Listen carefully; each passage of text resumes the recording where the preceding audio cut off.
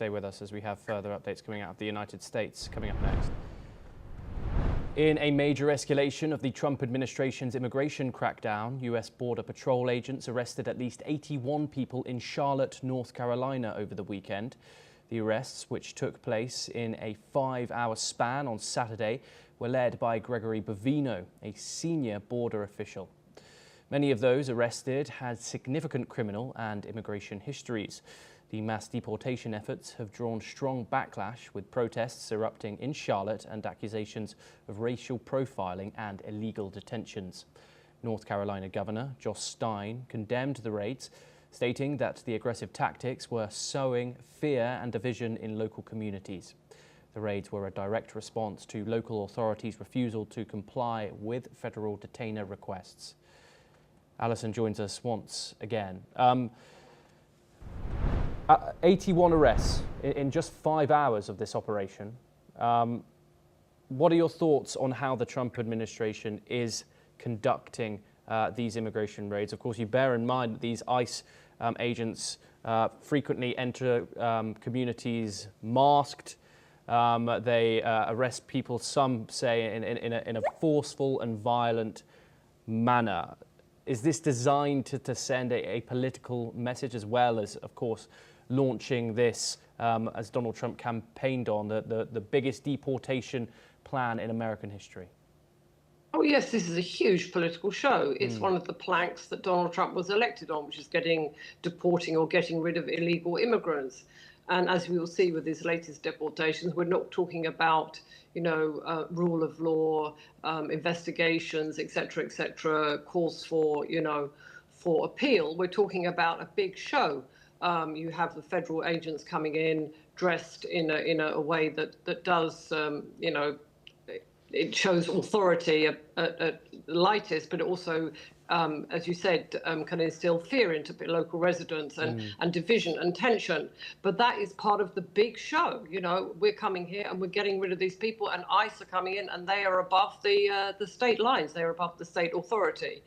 And there's no time for subtleties or nuance about, is this person here illegally or not? They're being sort of marched out. They're being straight away deported. Maybe some of them are there illegally. Maybe some of them have committed misdemeanors. I don't know.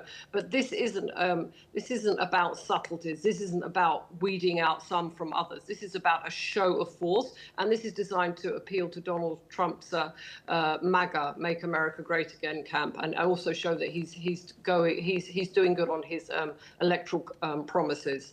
Alison Mutler, as always, a pleasure to speak to you here on NewsX World. Thank you for taking the time. We now move over to South Asia for our next story. And in a statement, the chief advisor of the government of Bangladesh and interim leader Mohammed Yunus hailed the ex-PM Sheikh Hasina's court ruling, declaring that it affirmed the principle that no one, regardless of their power, is above the law. The chief advisor emphasized that the victims were not statistics, but citizens, many of whom were students and parents peacefully demanding their rights. The advisor further commented on the importance of restoring trust between citizens and their government, acknowledging that accountability is just the beginning. The statement concluded with a confident message about Bangladesh's future, one that values human rights, justice and the rule of law, signalling that true justice would ultimately prevail. Of course, we will continue to bring you all the updates coming out of Bangladesh as we get them right here. But next, we move over to East Asia, and Japan's economy has shrunk almost 2% in the last 3 months through September, as a drop in exports in the face of US tariffs resulted in the first contraction in 6 quarters. According to data released by the government, that Japan's gross domestic product on a quarter-by-quarter basis slipped 0.4%, the first contraction in 6 quarters. As Trump implemented higher tariffs on imports from many countries earlier this year, businesses ramped up their exports to try and beat higher costs, which in result inflated some of the earlier data for exports.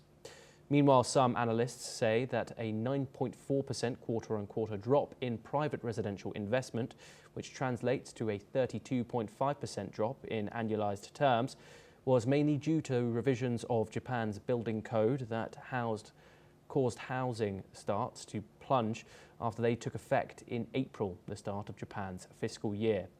Tariffs are a major blow to Japan's export-reliant economy, led by powerful automakers like Toyota Motor Corp, although many manufacturers have moved production abroad due to the impact from tariffs and other trade controls. We finish with a story from the entertainment world next, and Tom Cruise finally got to hold his own Oscar on the Hollywood stage at the Governor's Award.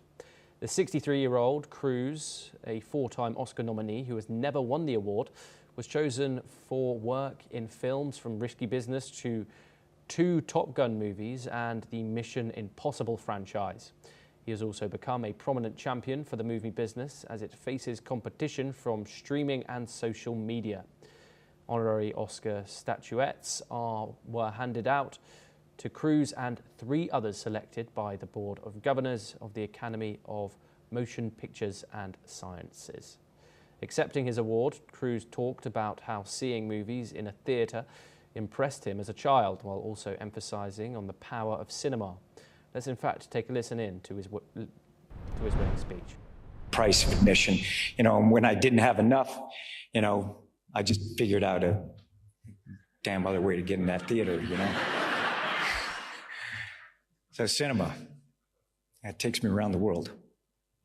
And it helps me to appreciate and respect differences. It shows me also our shared humanity, how alike we are in so many ways. And no matter where we come from, in that theater, we laugh together, we feel together, we hope together, we dream together. And that is the power of this art form. And that's why it matters. That is why it matters to me. And that is a wrap on America 360. Keep watching NewsX World for more international news updates.